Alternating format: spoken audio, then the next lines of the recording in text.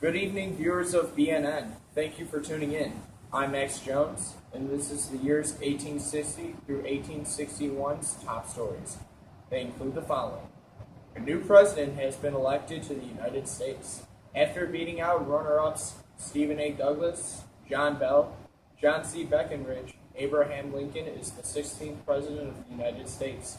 Lincoln beat out his opponents by a mere 40% of the popular vote.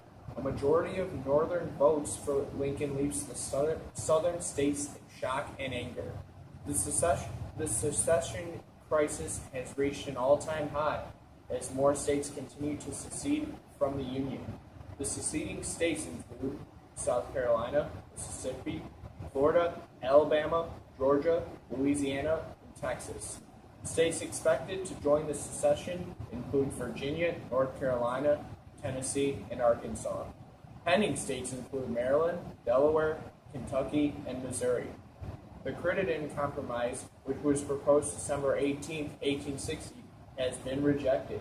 It guaranteed the permanent existence of slavery in slave states. It also imposed the extension of the Missouri Compromise. Though this was popular among Southern Senate members, Republicans found this unacceptable and the compromise was rejected. War has now erupted as Fort Sumter has been attacked. Confederate states that have seceded from the Union attacked the Union-based fort off the coast of South Carolina. This has initiated war between the Union and the Confederate states. To further elaborate on the secession, we'll go to our reporter, Elijah Ball. I'm reporting from Washington, D.C., where before Lincoln's inauguration, 7 southern states declared their secession and later formed the Confederacy. Secessionists from additional 4 border states joined the Confederacy when Lincoln's call to restore federal property in the South forced them to take sides. 2 states, Kentucky and Missouri, attempted to remain neutral. I am now with the presidential runner-up, Stephen Douglas, to talk about the rising concerns of the nation. Thank you, Mr. Douglas, for being with us tonight. I will start off the interview by asking you your view on slavery in the new states. The citizens have the right to decide if their state will be a slave state by their state constitution. Is slavery the most important concern you have? Yes, I am very concerned about slavery and how it will affect the country. Would you say the Native American Party and the anti-slavery Republican Party both agree on the concerns on the new states becoming slave states or not? They both have concerns, but the anti-slavery Republican Party is much more concerned with slave culture spreading to new states. They believe that by limiting slave states, this can be controlled.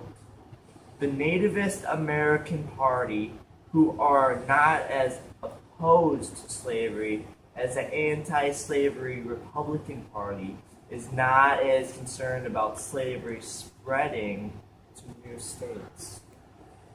Do you agree with Lincoln when he says a house divided against itself cannot stand? This government cannot endure permanently half slave and half free representatives.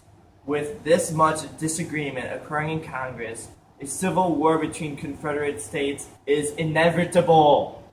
Thank you very much for your time.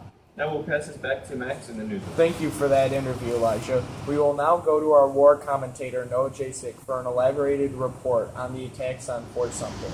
1861. Fort Sumter has been dealing out shells. They have been taking out an unarmed merchant ship on January 9, 1861.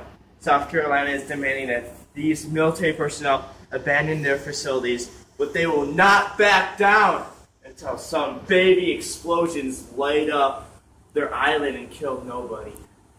This is also the start of what it looks like to be a civil war within the states.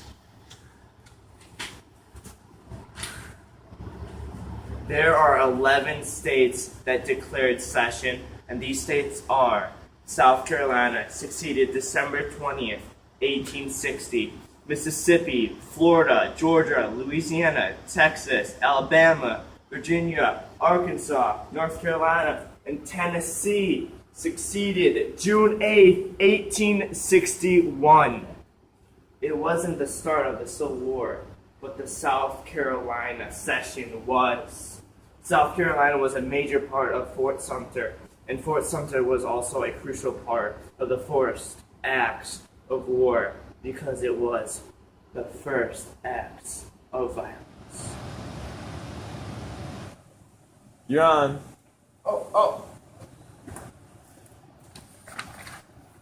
We thank you for that, Noah. That concludes our news broadcast tonight. We hope for you to join us again after the upcoming years of war that is among us.